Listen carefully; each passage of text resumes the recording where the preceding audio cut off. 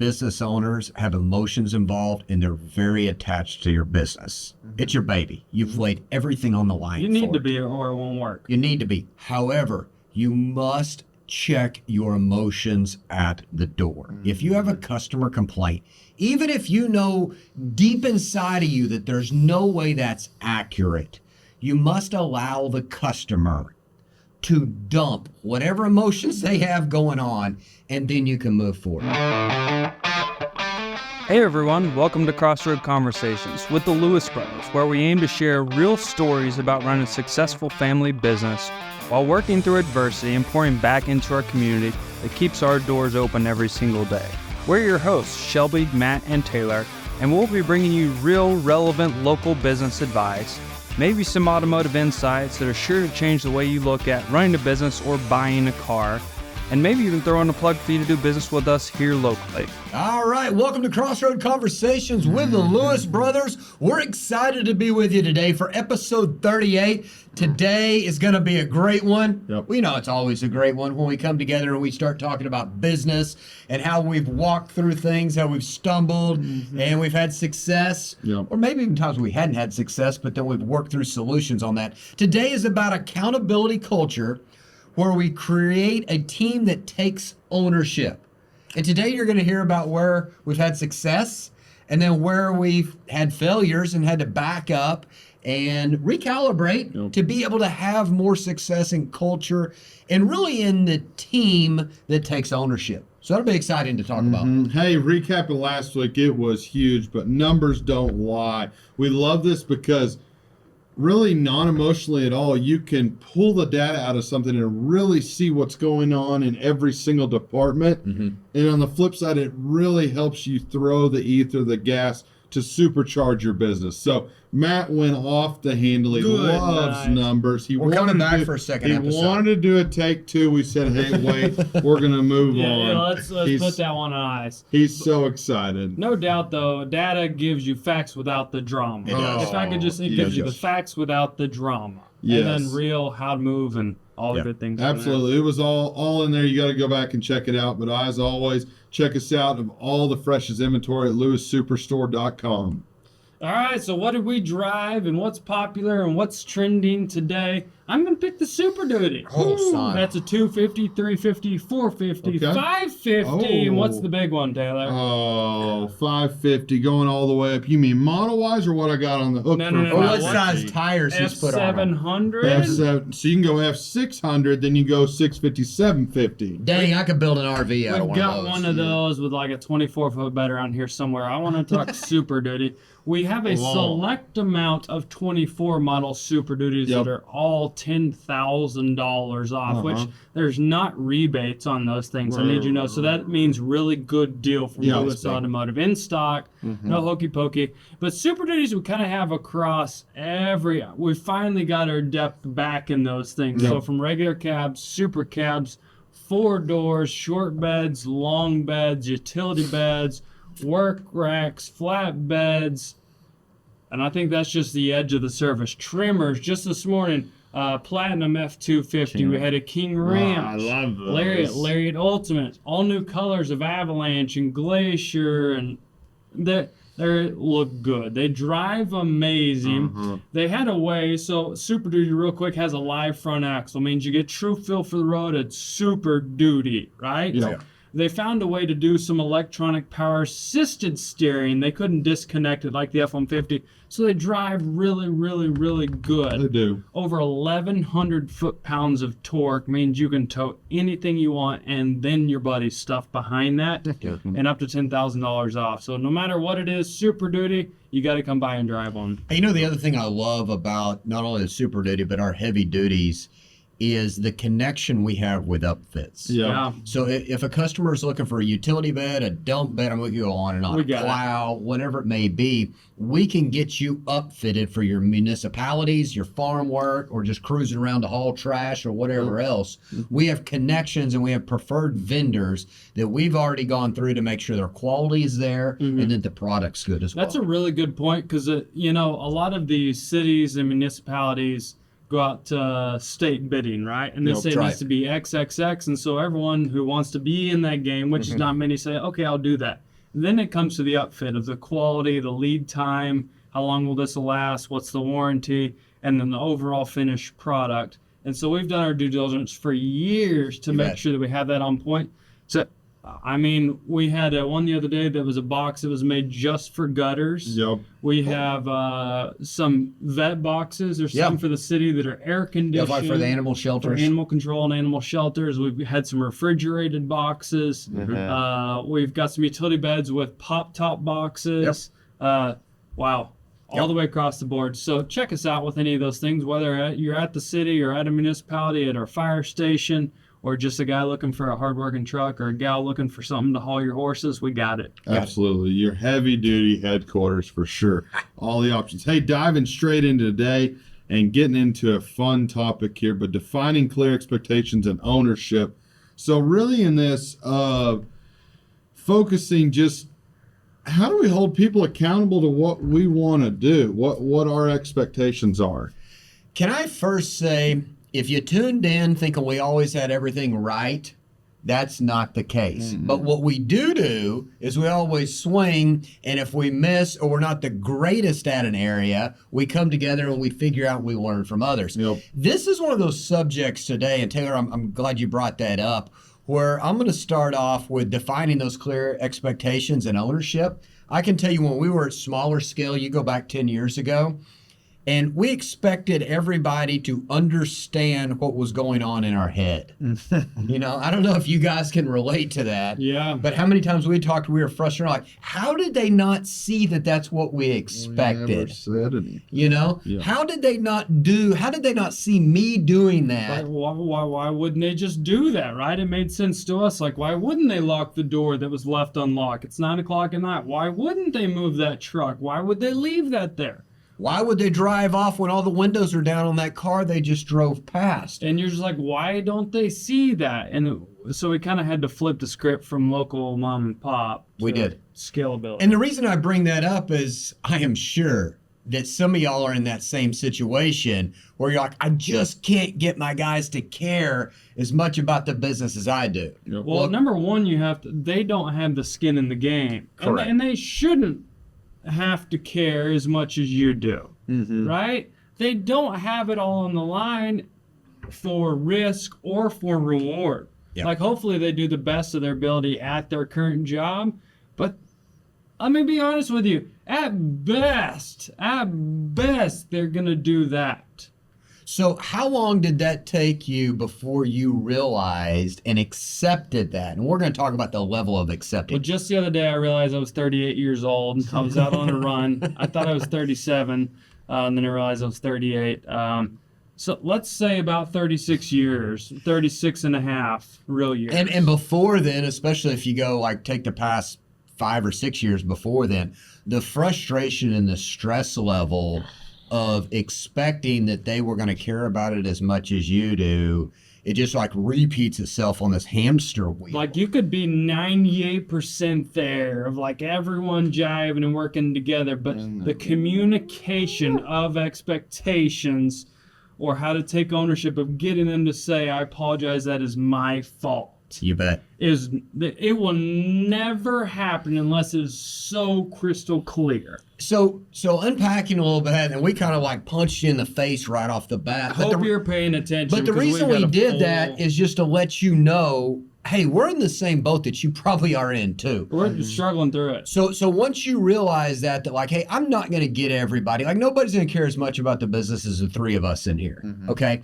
But what can we do to get them to take ownership and care more? Yeah. Yet at the same time, understand from ourselves, stop getting frustrated because you're aging yourself and you're just stressing yourself out. So how do we put it in place? And I'll bring up, one of the subjects, you talked about trash or the windows down or the door, or the garage door open, like those simple things. But I'll tell you something else, scheduling. I can't tell you how many times I've shown up and we didn't have enough coverage, whether it be in service or parts or sales or the central office. And they're like, well, so-and-so's on vacation. Don't they deserve their vacation? Absolutely. I'm not saying no to that. But what I'm saying is, did you plan accordingly and have clear expectations to take ownership of the success of this business? because people have choices out there. Yep. And we have a great organization and a great culture, but if their vehicle's broke or they need to buy a new one because they're going on their summer vacation whenever this Friday and you're not here and available, they can go somewhere else. Absolutely. So we have to have clear expectations. We had to then put in going, okay, here's a calendar. Yeah. Check your coverage. I'm okay with people being off as long as we have coverage, because the customer doesn't need to get the other end of a bad experience just because we didn't have coverage. Yeah. We've really fought with that a little bit, and probably since we've scaled some, we more so of our habits, because we had to be so dialed in and involved of like, you're here, everyone has to be here, we have to keep going, because we didn't have the depth of being able to have anyone in there. So that's something we've definitely been able to evolve and adapt to, of having clear expectations of different departments with scheduling, that there is a little flexibility there. And we try to be able to be progressive in that. But that's something that definitely didn't happen yesterday. Absolutely. It didn't happen yesterday. So, when we start talking about, well, then how do you define that? How do you set the expectations? And I know you guys will resonate with this because you said it in previous podcast. But number one, and the easiest thing to do, you don't even have to write a policy for this. You can just do it today. Your employees must see you do something that they don't necessarily think is your job. Now, that is pick up trash that's on the lot. That is help move a car that needs to be moved. That is pull something into the shop, check somebody out, talk to a customer that's out there on the lot or that walks in the door. If you beat the other employees to go talk to them, everybody's going to see that. If when a customer comes in, they ask where parts is or they ask where the bathroom is, and you're like, hey, follow me this way, let me show you, versus just saying, hey, yeah, it's in the back corner back there. You're setting that example there. So that's the first tip that's the easiest. So I will tell you on that, and that is so important. But for 38 years of my life, I've been living that. Oh, yeah. We all have been living that. Lead by example. What my phase 2 of that is, Tell them. nobody gives a rip. They'll let you just keep picking up the trash. That's it. And that's my aggravation, and it's my fault. I take full responsibility for never delegating that and say, follow me with the trash You can. have to every time. You have to, because I'll be the one just sweating and just out there. Doesn't matter. And I don't delegate it, and I don't say, hey, this is your responsibility. It can no longer be, we had this conversation like 2 weeks ago, no longer are we mom and pop, or does this world overly care, as sad as that is, to say, oh, yeah, that's the owner. He's out there meeting and greeting people. And then they're like, oh, yeah, he'll get them. He'll get them where they need to go. Like, in our eyes, if we saw somebody doing that, if we saw our dad doing that and we knew it was our job, we were like, oh crap, we better get to getting, because as soon as he handles them, we're going to be in bad trouble. Today's world doesn't care. And it's okay. I'm not trying to change the world, but we have to be very clear. So do lead by example, and then grab them with you and say, hey, Matt, follow me this way. Hey, look, Mrs. Jones, welcome. Do you know Matt? There you He's go. one of our professionals. And then write your policy and procedure to say, here's how. Because we've all been here before it starts and after it ends. It's just like, oh my gosh.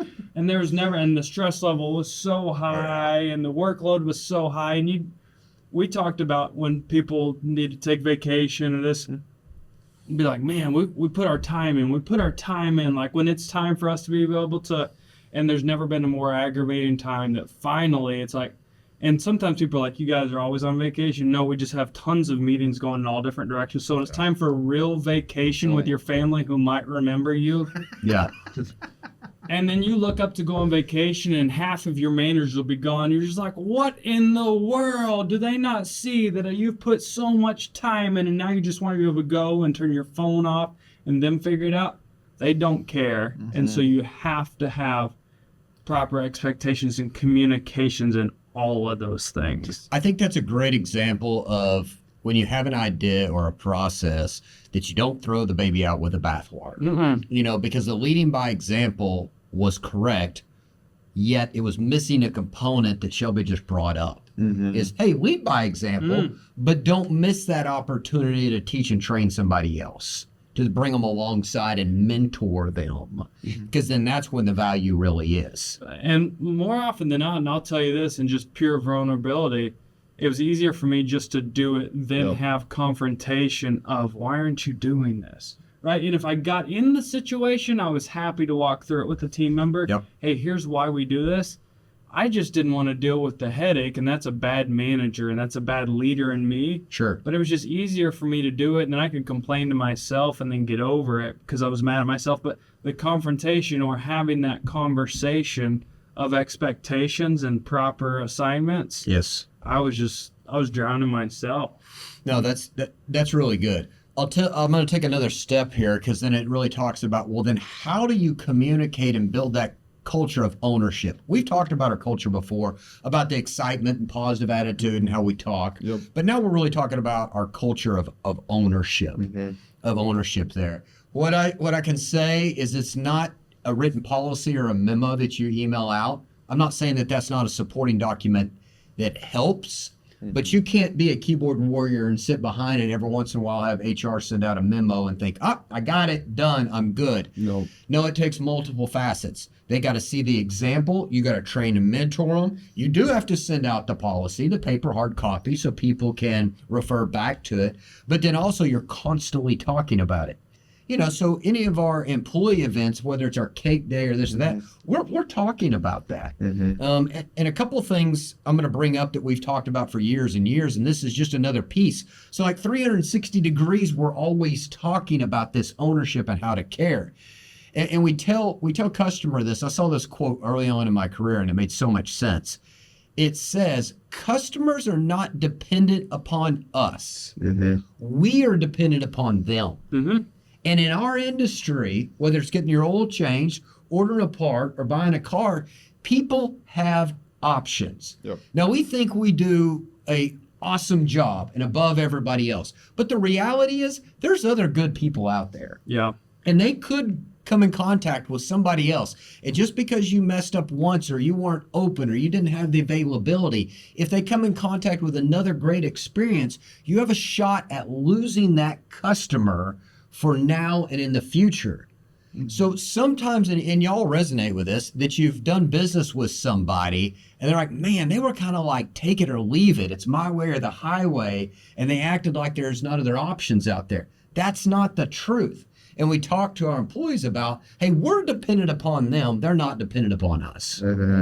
Absolutely. I love that. And, going back to, this is you diving more into a previous episode you had talked about, but really the next level of leadership that you go into. I love this example that you brought up, that whenever you're moving to the next capacity of whatever leadership it is, and you have a employee walk up to you and is like, hey man, I need your help with this. You don't get frustrated. You don't get mad, because I myself am going through it early. I'm like, where are my other managers? I need help. Why are y'all coming to me? Instead, I love the example of, hey, follow me this way. I want to show you this is Mason, or this is blah, blah, or this is X, Y, or Z, and we're going to work through this. And sit there for a minute. It's no different than me and him saying, hey, this is Mrs. Smith on the showroom. It's kind of your nice way of saying, hey, You messed up. this is messed what up. you need to do. You should greet this lady. Yes. And that's a really good point. So how to define employee ownership within the culture. You really honed in on that. But talking about, don't solve all their problems. No. Yesterday I had a guy who was like, hey, Shelby. Like, I don't know why I'm the cardinal social media person, but it's like, hey, Shelby. And I always try to introduce, because I'm seeing like, hey, they're sinking. I need to help them. Like, hey, I'm about to make a video on this Platinum Plus. Can you tell me the difference between it and a Platinum? I said, no. I said, how do you think I know what I know? Like, I don't know. I was like, I research it. If I want to know something, I look it up. I said, why can't you do that? Do you have a phone? Does it function? If not, get on the computer. He's like, yeah, but like, what's the difference? I said, if I told you, you would never know how. You don't go. And I want to show you where the water, how to find the water, how to clean the water, and how to be able to reuse the water. And he just looked at me like, well, that's mean. Why wouldn't you just tell me? He's like, so you're not going to tell me? I said, no. I said, use ChatGPT just like I told you, just like I showed you on the expedition, but I apologize for doing it all for you.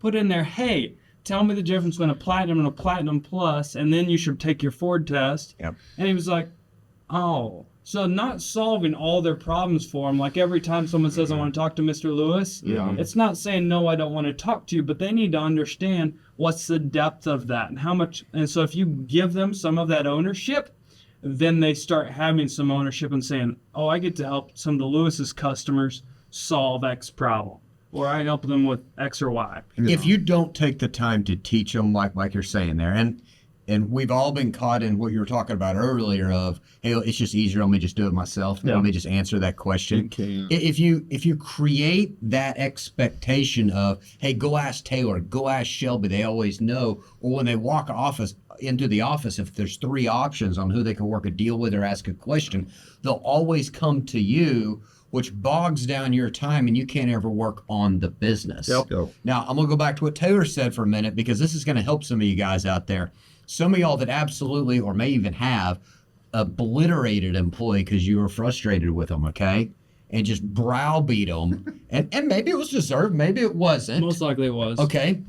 A professional way to do it without embarrassing them is the non-empty transition or handoff. And that's what Taylor was talking about. Yep. So when an employee comes and asks you something and you had another manager that you've hired to be a manager right there, instead of just blowing up or saying, hey, go ask them, you get out of your chair, you walk over to them and you explain, employee A, manager A, here's what employee A needs. Manager A, is there any way you could help them with that? Do you need my assistant, or is this something that you're capable of handling?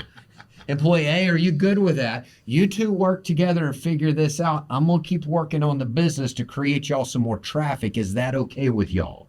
And so then the working on the business is going back and seeing, did they not know, or do we not have a defined process? That's the segment that we're in. Yep. Is to say, okay, working on the business. In the business was solving them, helping them buy a car, service a vehicle, find Larry. Working on the business is saying, hey, do we have a process and they don't follow it, they don't care, it's antiquated, or do we not have a process? Let's define one, let's design one, let's ask some people, keep yours, and then let's go. And then so you're like, hey, junior, I apologize. Hey, senior, I apologize. Here's our new process. So a great step 2, and Shelby just led into that, is I intro, not an empty one. I intro employee, manager. I let them work through that. They work through it. Then I talk to manager. Hey, I want to recap when everybody else is not in there. I want to recap what just went on. What can we do to better get you involved where they'll come see you to ask those questions so I can continue to work on the business? What do you think the process should be? Do you have any input so we can make sure that what just happened doesn't happen again? So then they know too, that's then the coaching moment. Yeah. And then you're creating what we're talking about here, this culture of ownership and expectations through example in the moment.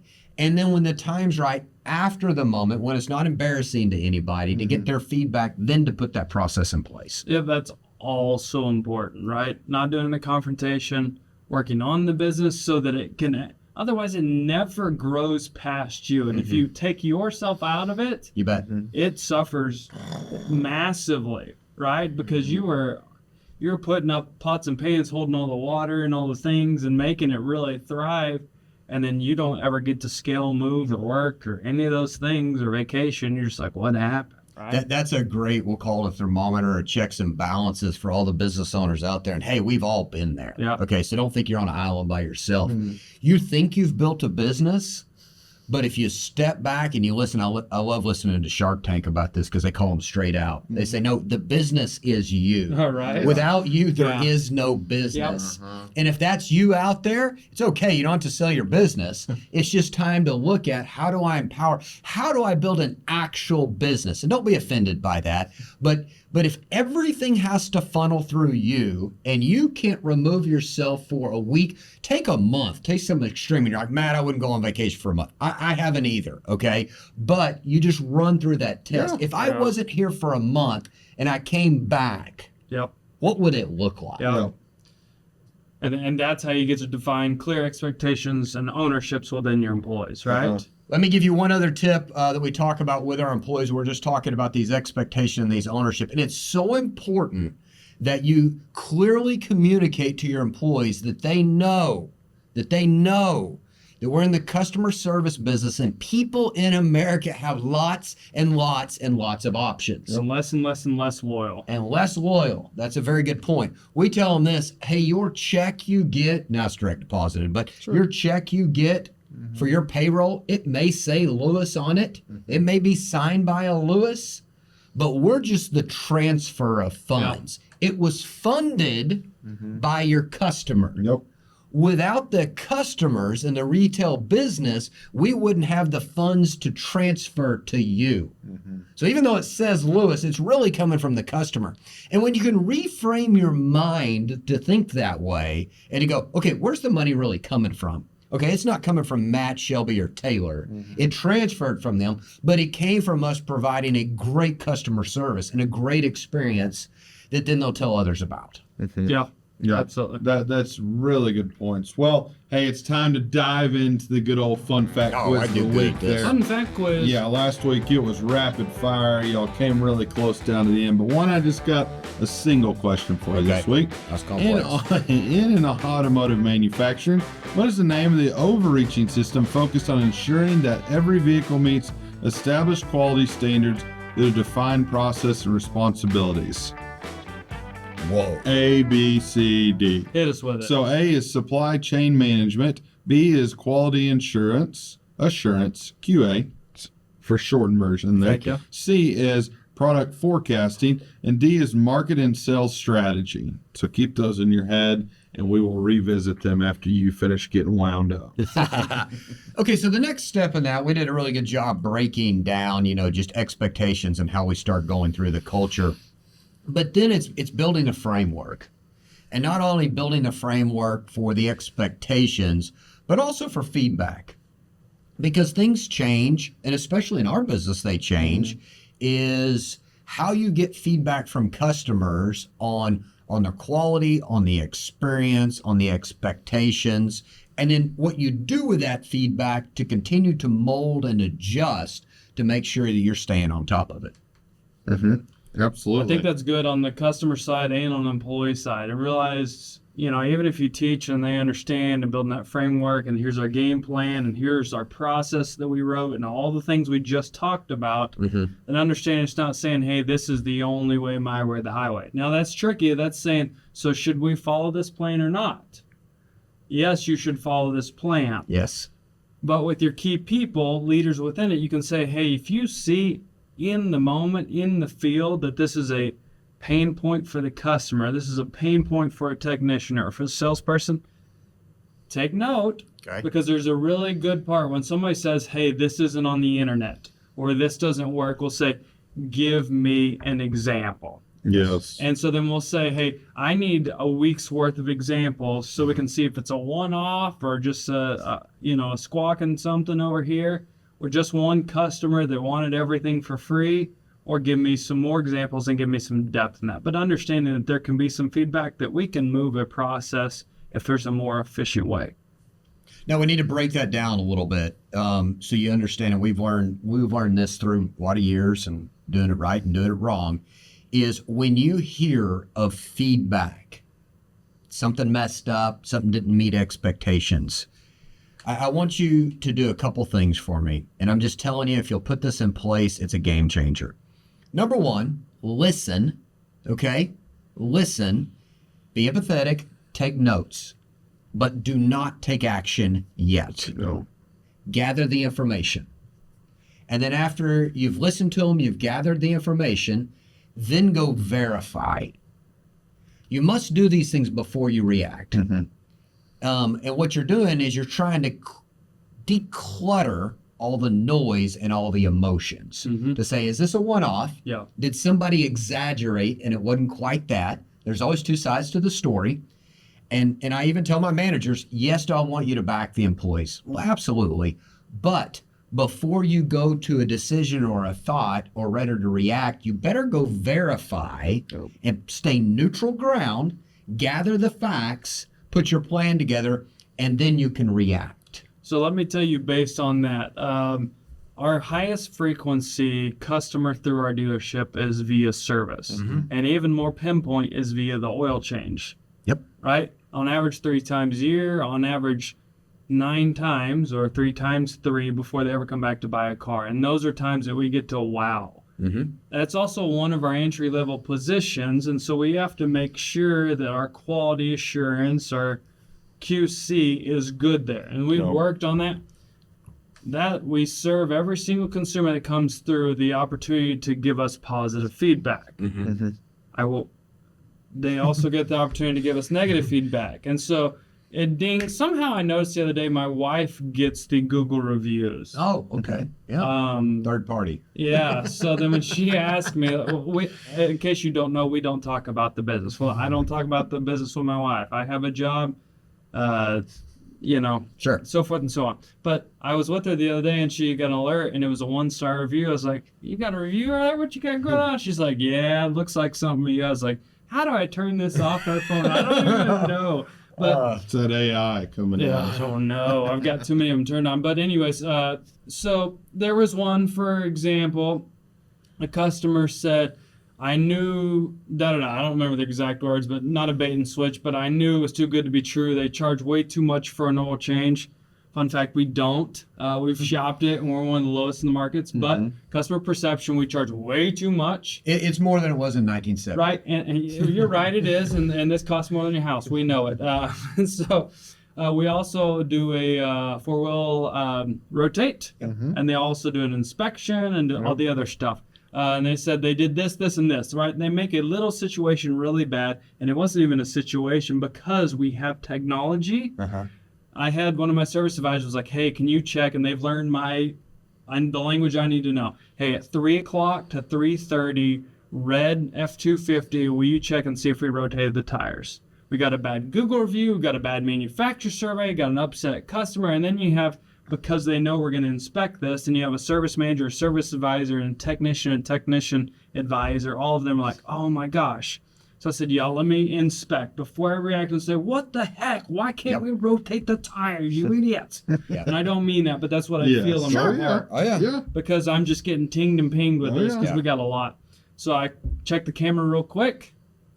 And, sometimes you say best when you don't say anything at all. It's a song. I recorded our team harmoniously, 4 people, rotating the tires. It's so efficient. It was like a NASCAR pit crew in slow-mo. Yeah. They rotated the tires. I sent the video to the advisor, said, "Hey, I saw this review come through. If you don't mind, will you send this to them?" And just show them, "Hey, we did in fact rotate your tires. If you had any other questions or any other concerns, please let us know." Yep. Right? And just in today's world, everyone's so much more vocal, right? And Yes. they think that somebody's pulling the wool over their eyes, but Every we've time. got systems to help us make sure, and then we have the cameras to prove. Yep. And then it's like, don't react quickly to say, "Another, I told you." And it's like, hey, by the way. Double-check. And so then at that point, technician really doesn't know that you got a 1-star review. They don't have the alerts like my wife does. And so I go down and I'm like, "Hey, I just want to let you know, thank you for always doing your job." Right? Service advisor, thank you for following up. Service manager, thank you for keeping close eye on all these people, because they'll whack you right like that with feedback and follow through. But if there is a situation where you can see where we didn't, then you just follow through with it. So that video, like you said, is worth 1,000 words or even more. Yeah. That works both ways. Yes. So it works with the customer of like non-transparent. We don't have to get emotions involved. It's not heated. Is this your truck? Yeah. Is this the best way? Can I text this over to you? I want to send you the footage of the truck. We do this complimentary. We record all this for you. Yeah. Complimentary, no charge. You send it to them.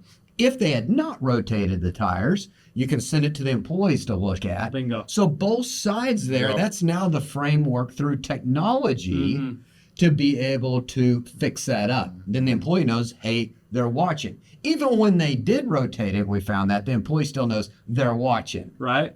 Both sides there for that clear expectations. But you must communicate about it. If you're sitting there, and I've done this, if you're sitting there just hoping and you kind of brush it off because you're like, "Man, I've had a tough day. I'm wore out. I don't want to deal with this. I'm sure it was a one-off thing. They'll know better next time and fix it." Then it happens again. Well, because they know I think that car left here and I didn't tighten the lug nuts. Should I I'm not say gonna something? say Should I not say something? And then they're like, you know what? I didn't get in trouble for that. That one never came back. So then the next time they're like, hey, this is going to take a little bit extra to replace the cabin air filter. No one really noticed that I didn't, never mind the right thing or wrong thing to do. And so then they realize it's like a trip to breaker. Then it's easier and easier for it to keep doing not the right thing. Yeah, it just slowly slips away. Yeah. I'm going to say this one more time so y'all don't miss this.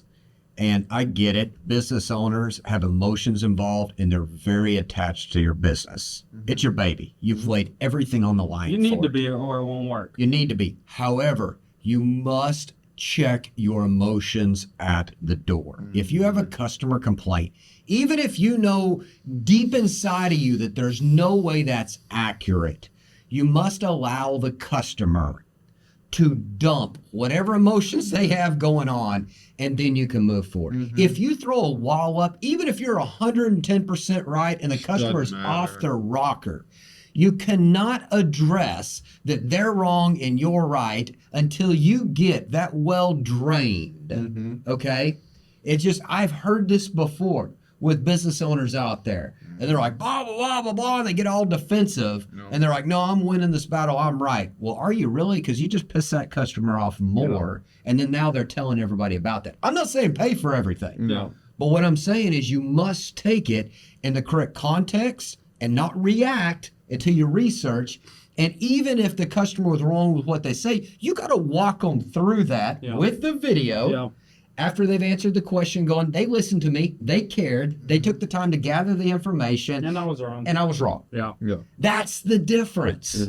More times than not, if you'll let a customer unload like that, it takes care of itself. It takes care of itself. And if you have facts behind, facts, not emotions. Yes. Now, facts are not, hey, Matt's wrong, I'm going to smack you with it right Not a there. fact. No, let it happen and go through.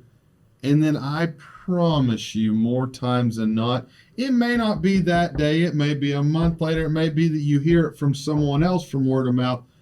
They're going to come back and say, I was wrong in the way that I came off on that. I'm sorry. You did it all right there. Thank you so much. And it comes back tenfold down the road. And we definitely have learned to teach that. So it's not just the three of us that have to fade the heat from every single customer. No, So because it's not you're fun. It's not like I'm sitting here saying, oh, dump, it's so fun. No. No, Like, it still wears on you, takes right? a toll on you for sure. Your hair's going to turn gray, you're going to lose it. One of the two. And I think we've all got some of that going on. So we push that down, that employees have the ability to take responsibility. And they laugh about it, but no matter what a customer say, hey, I apologize, I would be way more upset. I take full responsibility. Like, you take responsibility, you had nothing to do with that. It's like, I'd be way madder than you. And so you can help them de-escalate. And so then so I want to talk about, those are one-offs kind of, right? And they need attention. But how do you do it in the normal daily and without confrontation and without waiting for an alarm, an alert, review to come across, is regular reports and meetings that have KPIs and then metrics of you versus the rest of the team. Those do a really good job of setting expectations of, hey, here's our expectations of a 70% on this or a 32% on that, or we at least need to be X PVR. And so in those reports, generally, when they know it's important to you, it's important to them, and we're going to go over it at this time on this date, and here's the metric, that gives opportunity for attaboy, good job, proud of you, keep it up. Gives an opportunity for, hey, a little growth, and this gives an opportunity for, I'm at the bottom, I better change something. It's not just, it's the way it is. No, everyone else is doing good. Absolutely. So let me grab a hold of that. Couple of things that we have learned, especially in this past year, on how to structure that meeting and who's in there. So let's take a CSI or a KPI or whatever you want to call it. Have a smaller meeting with just those head of employees that are effective there. Don't drag everybody else to the mud that doesn't have anything to do with that, okay? And the first thing you need to go over is some type of KPI report. All right. Now, what this does is establishes a couple things. Number one, it establishes the true numbers. So everybody in the room, in our case, if we have the service managers from all the locations, they're in the room. We'll say the numbers are naked up there. They won't lie. Yeah. Because it's here's where your CSI is. Here's your surveys. Here's your Google reviews we're talking about right now. So we go over that. Everybody reads, talks about their process. And then, because we've warmed everybody up, they're now talking. Okay, you got to get people engaged and talking. You got to establish what you're talking about, and you got to get the data that doesn't lie. Then you go around and ask everybody, what's your process? What are you doing? What do you think we should do to increase or make a better process here? Here's a key part. I had to learn this. I've not always been the best at this, but I learned from people smarter than me, and it's now implemented into my meetings. When I'm looking for feedback, when we're looking for how do we increase or how do we adjust things, I'm the last one to talk. If I give my opinion first, it will shut down everybody else's opinion. So you'll start the conversation, go over That's the numbers, good. Yep. and then let everyone else speak. Yep. And I heard that from a very successful entrepreneur, and I started doing that. And the people in the room that had always been silent during the meetings, Started speaking. they started speaking. Well, now because they have to, right? And when you unpack that right there, we learned that from other businesses, and we learned that from a 20 group because it was pure numbers. Because you get a blowhard or a guy that says, I'm really good at this. And so then you'd flip through the numbers where everyone's on the same line of comparison. Say, look right here. And you're looking at it like, hey, do you see that? He's awful in this. You know what I mean? And so, but then you look at the top of the page and you're like, hey, what's Jason doing over there? Uh-huh. What's Steve doing over there? And you're like, yeah, be quiet. He's not doing very good. And you're like, hey, what are you guys doing? Absolutely. Right? And so then I was like, hey, let's bring that to our business. Yeah, so Right. then you get to talk, we're a very positive culture. So then maybe after we go around the numbers, then I can still direct, or you can direct, or Taylor can direct the meeting. Yes. But you're just leading it. You're like a moderator. Yeah. Okay. So then we'll start off with a positive. Hey, Joe has the highest CSI scores.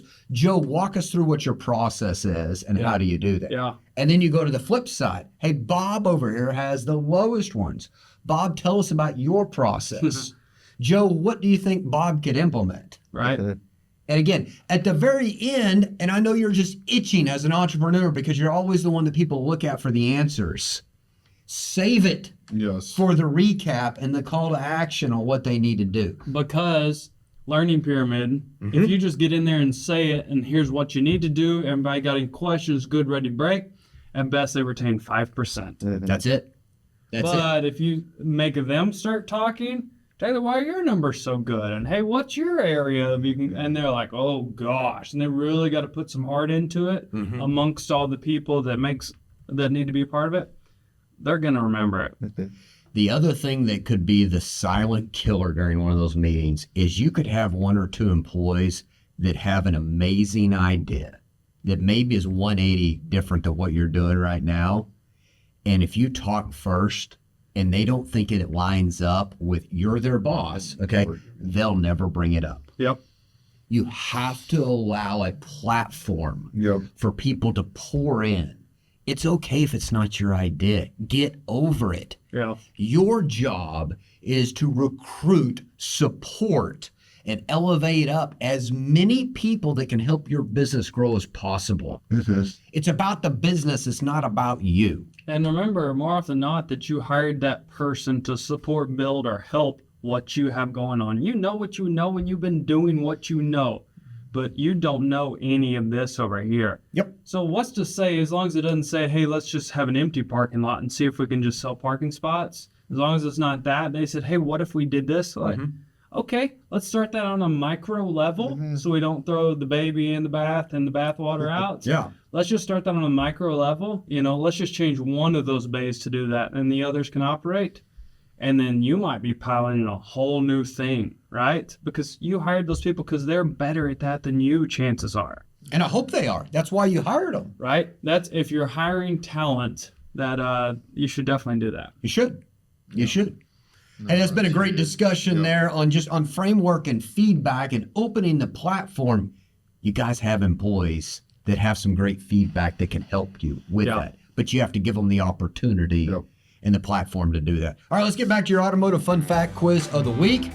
In automotive manufacturing, what is the name of the overarching system focused on ensuring that every vehicle meets the established quality standards through defined processes and responsibilities? I remind you guys, it was A, supply chain management, B, quality assurance, C, production forecasting, or D, marketing and sales strategy. You know, a lot of times people ask when their car shows up if they ordered it, and they're very specific, and they're like, hey, this thing has some miles on it. And we say, hey, it has miles on it because it's gone through, well, we would say QC, but an inspection process to make sure that they built it correctly and it functions. Yep.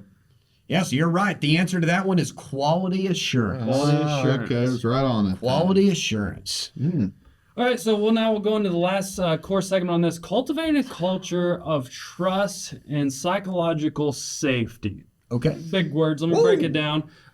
Focus, emphasizing the true accountability in their environment every single day, where team members feel safe to take a risk, admit mistakes, and learn from them without blame or punishment. So a safe space where employees have the ability to take risk, Okay.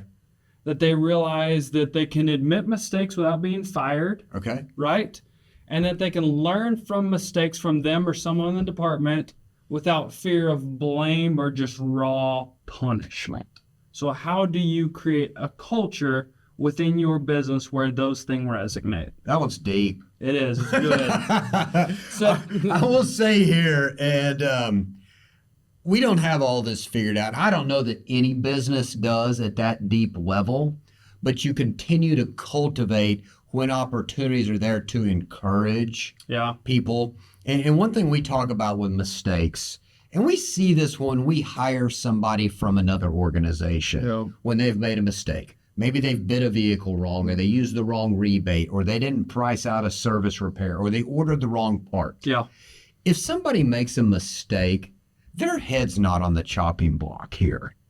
But we have to use that opportunity to train and to coach so they don't make that mistake again. You know, don't ever let the opportunity of a mistake pass you by. So that's our thing we try to talk about, is we put their mind at ease, and we're not saying, hey, this is going to go without being spoken about or to figure out how we're going to go forward. But together, let's work through this and figure out how we don't make that mistake going forward. I think that's a really good point. And so then you have to help define distinguishing the difference between accountability and blame. Right? So the accountability that, yes, I did mess up, but I'm not blaming on you like, you fool, why did you do that? Right? So that is a really good thing, what you talk about, and we say that often, and we have to re-talk about it, re-bring it up. Don't waste the opportunity. Like, fix the issue with the consumer, fix the issue, make sure that it's handled and done properly, and that might be where you have to reinsert yourself and a higher level self to be able to, you know, no different than when Chick-fil-A messes up a meal. You know, they're not just bringing you the fries, they're bringing you a new sandwich, new fries, new drink. My pleasure, I apologize, here's a coupon, right? Then they forget what happened wrong because the good was better than the mistake, right? So you reinsert there. Then you're going to do a quick, hey, let's just take a look at this and see what happened. Is there a process? Is there not a process? And then just knowing there is accountability within this system. We're just not going to say, that was Matt. He was the one that did it wrong. He's in trouble. I'm not. I'm doing my job. Right? No, and I think my favorite thing to go through there and do when you're doing that, this is you not escalating the situation or anything, but a lot of times your accountability comes out in this of, hey, Shelby, walk me through what you did there. And they're like, oh, no, I did this. Like the other day, I had a manager that was brought in from a different organization, and he was going through, and we were working through some things with dealer trading and swapping out inventory. And I was like, no, walk me through this situation. And they're like, no, we did this.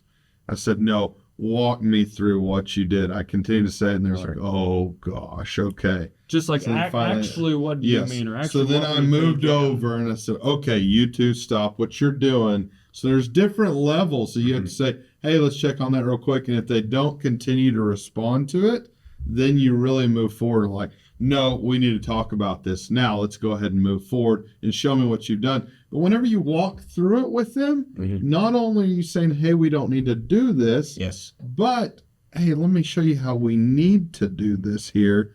And you're finding a solution, that solution you talked about whenever things happen. So I want the audience to understand something, because I know you know this, Yes. but I don't want everybody to miss it.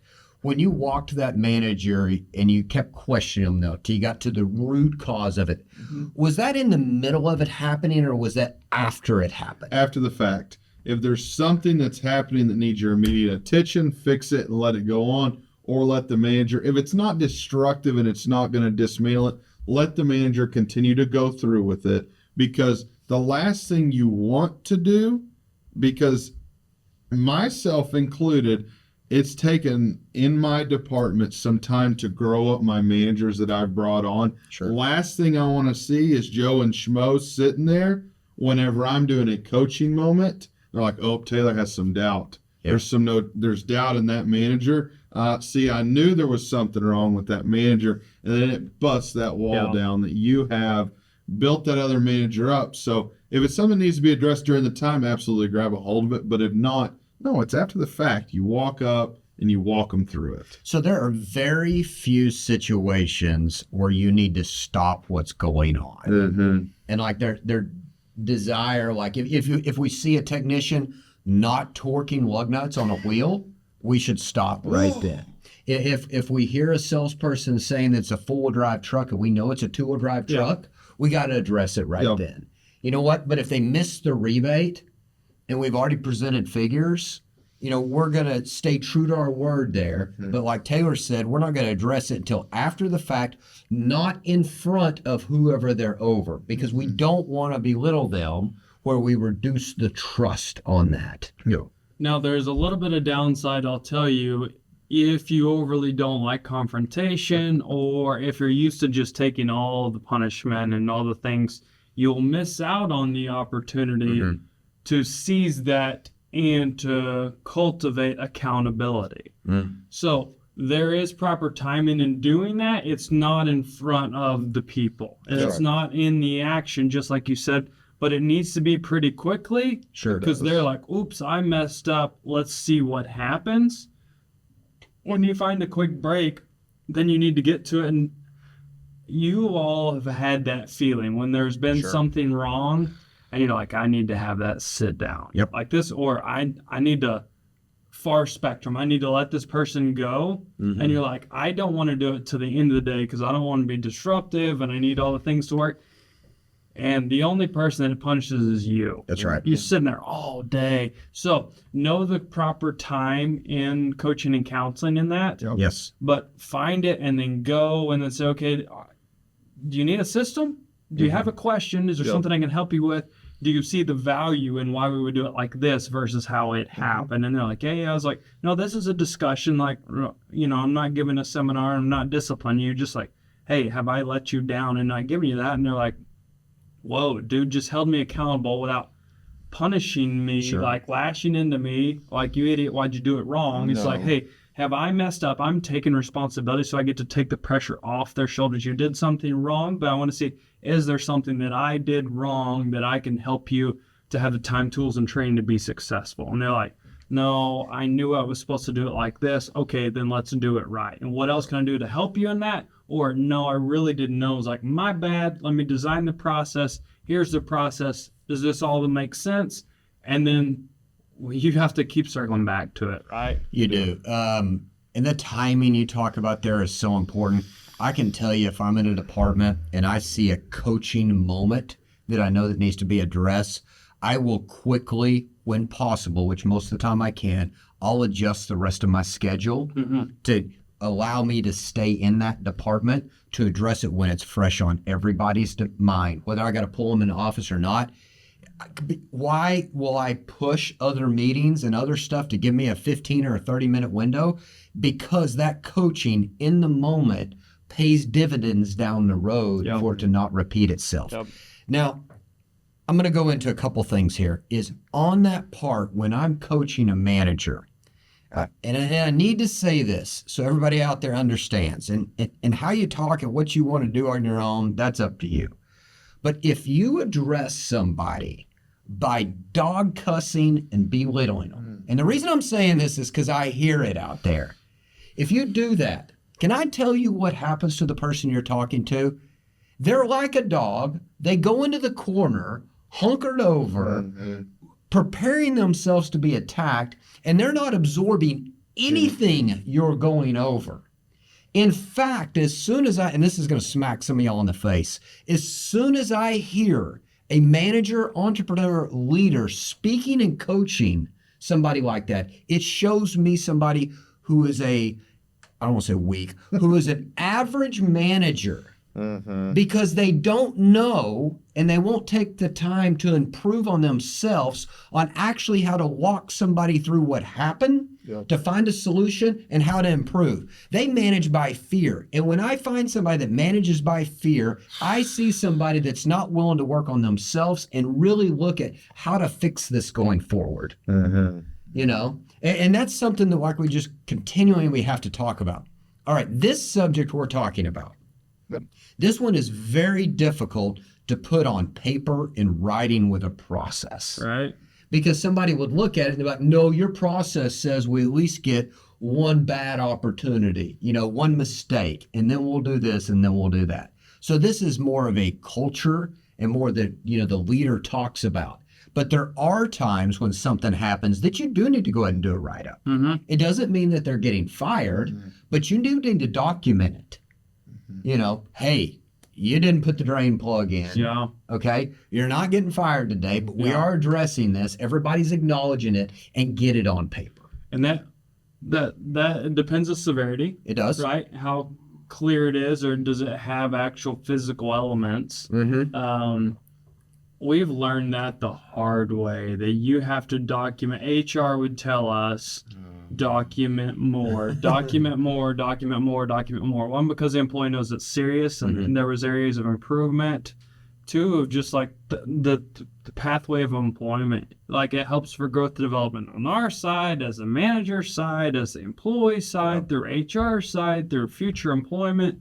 Document, document, document. So they take you serious and they understand what I've done. So even if you're saying like, well, how do I know when?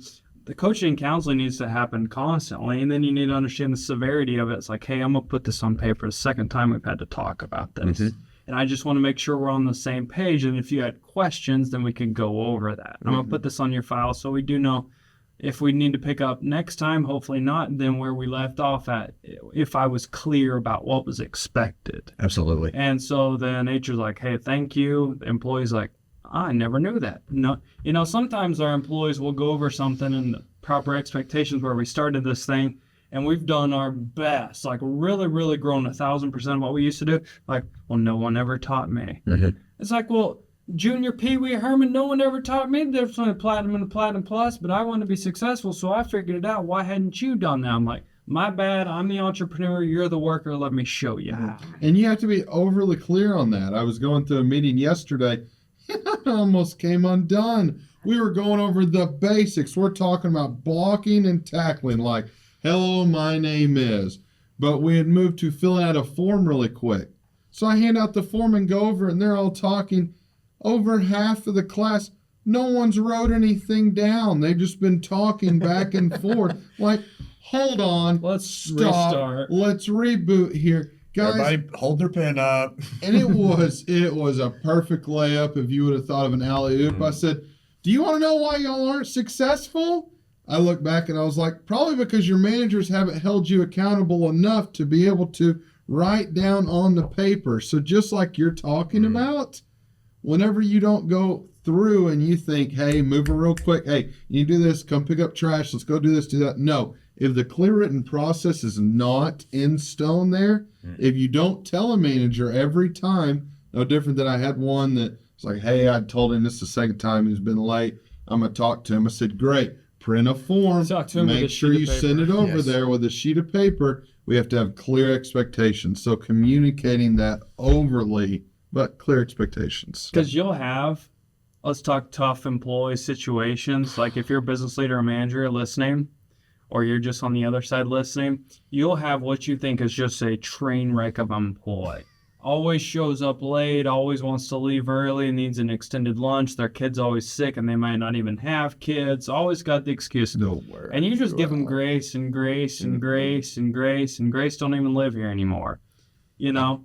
And then HR's like, you need to write them up. You need to run them up. And you're not trying to live in negative town. You're just like, hey, get to work. Come on, let's go. Like, what have you posted? Who have you called? You know, let's get on that clock. And then you'll be like, hey, we've done this 14 times. You and I talked about this. We have to let you go. You're not performing your duties that you were hired for. That's not good. And they'll sit down with HR in an exit interview and be like, I had no clue. I had no clue. I was doing really good. I was doing better than Billy, Steve, and Larry.